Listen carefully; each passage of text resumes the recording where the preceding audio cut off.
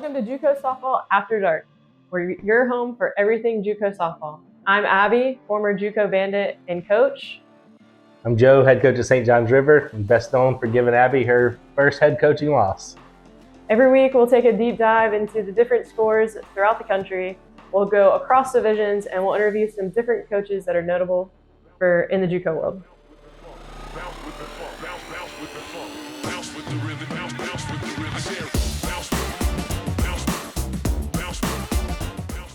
Welcome to episode 4 of JuCo Softball After Dark. This week, we're going to touch on the first regular season rankings being released, and we're going to catch up with some former JuCo softball players that are now playing Division I softball. Now, we'd like to welcome to the show former JuCo softball players and now Division I softball players at Florida International University, Kendall Catherwood from St. John's River State College, and Leah Clark from College of Central Florida. Well, thank you guys for joining, and congratulations. All you guys have started off 13-3, I think. I think I saw something where that was, one of the best starts in FIU history, which is really good. So, congratulations to you guys for that. Thank you. When you guys first started getting recruited and playing travel ball in high school, that kind of stuff, I would imagine JuCo probably wasn't at the forefront of those discussions and things going on. Obviously, it turned into a great option for you guys, based on where you're at now and the success you guys are having. Tell us a little bit. We'll start with Kendall. Kendall, since you played for me, I'll make you go first. So tell us a little bit about that process, through the recruiting process and stuff, as you made that decision to attend a junior college. Okay. Well, I was the first one because I'm the youngest in my family, but no one else really went to play softball for college. So I kind of didn't have a lot of expectations, and I didn't know the right way to go about it. And so I went to some camps and stuff, but I never really felt like it was very beneficial for the type of player I am, because I'm not like a wow player when you just see me practicing. And you had come to, I think it was the Backwards K tournament, and my mom had told me that you had said you wanted to speak to me and stuff. And so we went on the visit, and I kind of was a little hesitant because I didn't hear much about it. None of the people I played with had gone to junior college or anything. So I was kind of hesitant at first, and then it ended up being the best decision for financial reasons. And then it ended up being the best decision emotionally as well, I guess, and talent wise. Awesome. Leah, what you got? Yeah, so coming out of high school and growing up, I never really heard of JuCo. Everyone kind of put JuCo down. But it was kind of a last minute decision to go JuCo. I didn't really know what I wanted to do yet, so I figured why not give it a shot. I think, like Kendall said, it was probably the best decision that I could have ever made. Just even the talent level, it really surprised me. I didn't go in there with much expectation, but it really surprised me. So what are some things you guys think that you got from JuCo that helped prepare you for playing now on the D1 level? I would say I definitely learned how to, practice and stuff better. I now take pride in hitting extra and things like that. And it feels like the basic, the bare minimum instead of extra work now.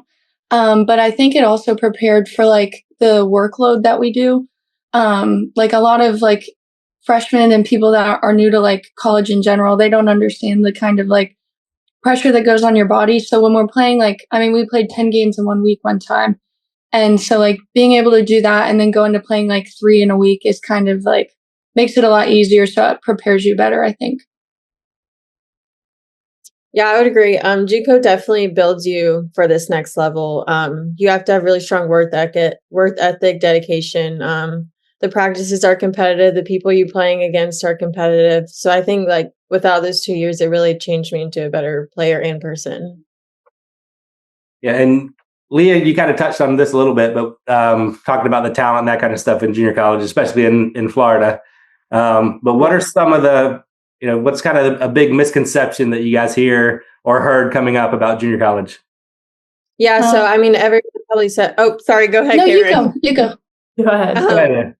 Just that JuCo isn't really good. Its talent level isn't there. It's knocked down a lot. And I think, when I got there, I was wow, these girls really can play. I was definitely pushed every single day.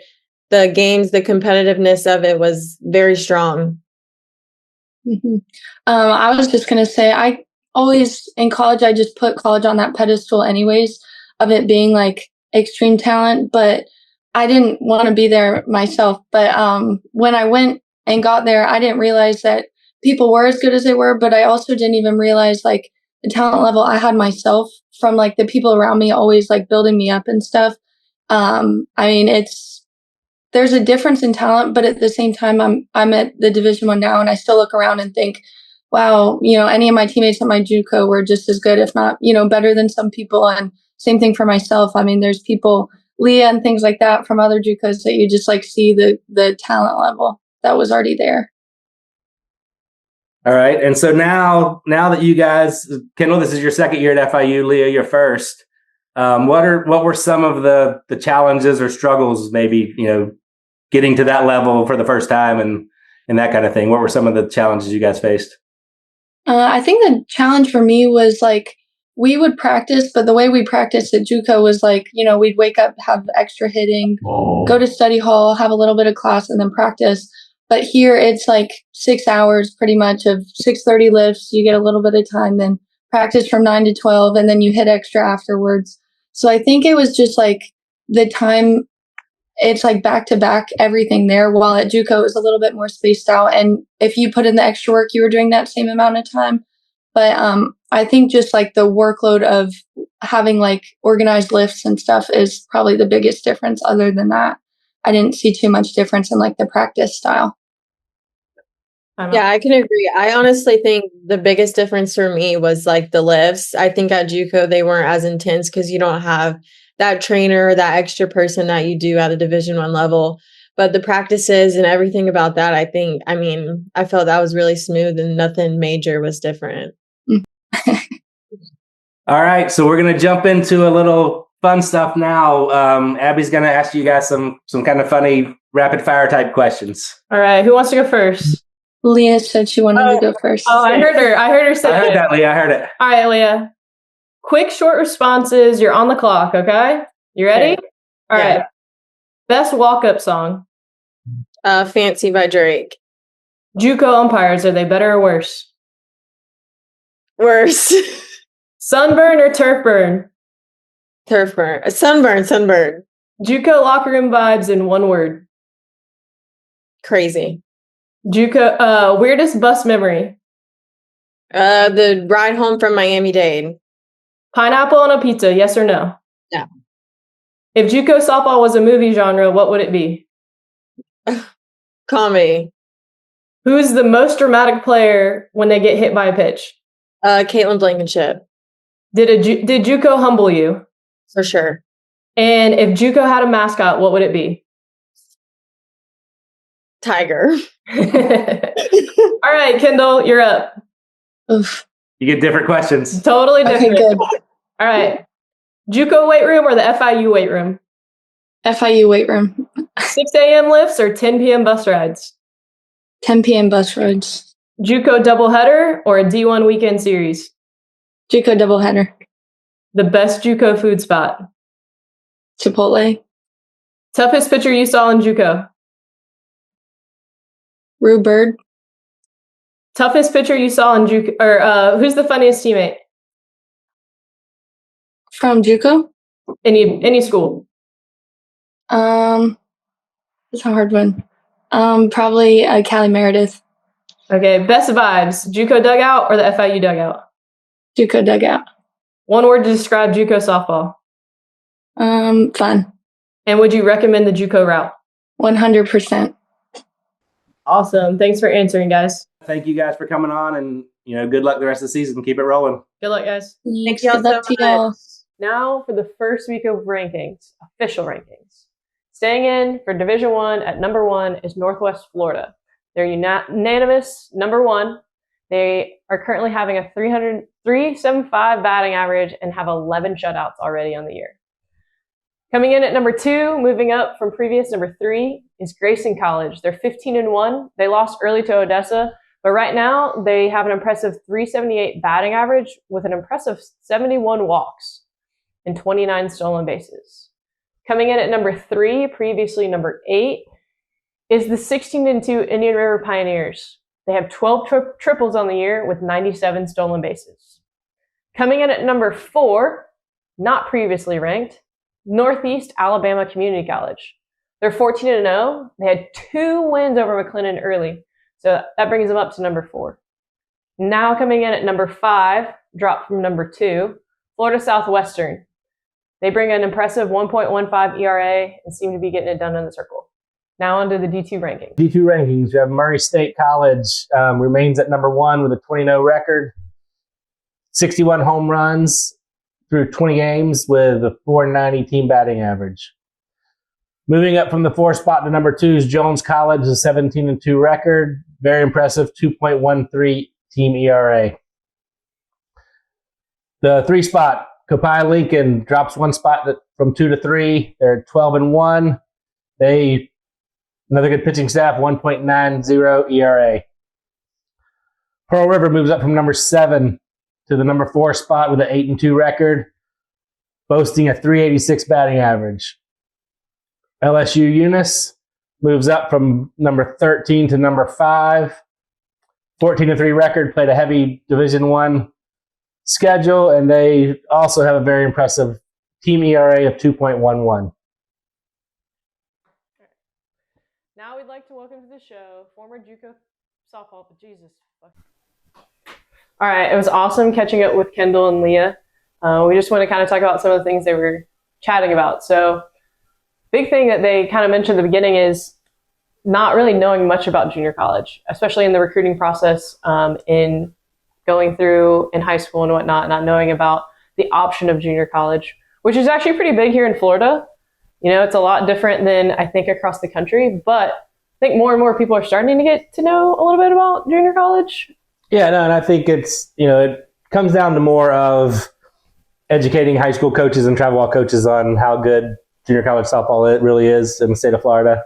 And you always run into with social media and those types of things, it's not quite as sexy to post a JuCo as a commitment, right? And so some people, kind of shy away from it and don't want to learn a lot about it. But, obviously these 2 players had really good junior college careers, and now they're, living out their dream playing Division I softball. Yeah. And I think it's important to know that, they're not the only ones out there doing playing Division I, nor are they the first ever. There's several people from several schools, not just from the state of Florida. I think, from the Power 5 all the way down to the mid-majors, and a lot of the powerful D2s have junior college players on their rosters. So the idea and the concept of you can go junior college and move to that next level is, very much realistic whenever you watch. Now, the Power 5s aren't as common, but they're not unheard of, right? So I think Alabama's pretty well known for having some junior college transfer pitchers. Oklahoma's had a catcher, I know, out of Northwest Florida.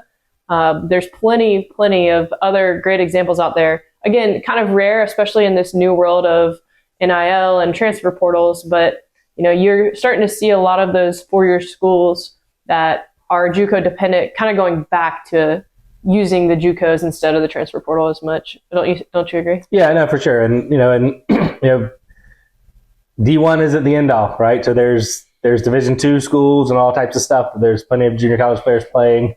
Division I's typically the dream for kids that start playing, but junior college and other things become very good opportunities, as you saw from Kendall and Leah. I think it was Kendall that said, the best decision she ever made, right, from a softball perspective, was going junior college and getting that experience and that kind of stuff. Yeah, and I think the experience is great, but also just the ability to work with players at this level and just really develop them, because there are several players, that develop late, bloom late, and I think that the ability at junior college to have so many working hours compared to the NCAA, who is limited in the fall and even in the spring, how many hours they can work with their players, it really shows the development piece that junior college offers. So I think, it is a grind being at the junior college level, but it ends up paying off for 99% of the players, especially, they don't really have a choice because there's so many hours that they practice, but the ones that really take advantage of it and continue those extra hours like Kendall talked about, you see the results, and they go play at those high levels. Yeah, for sure. And, Kendall played for me at St. John's.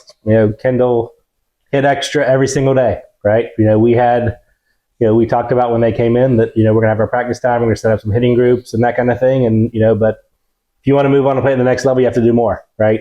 Just participating in practice each day doesn't get you prepared to move on to the next level. Even with her, she committed before her sophomore year started. She committed to FIU, and we changed things she was doing, right? We tried to add a little bit more power to her game.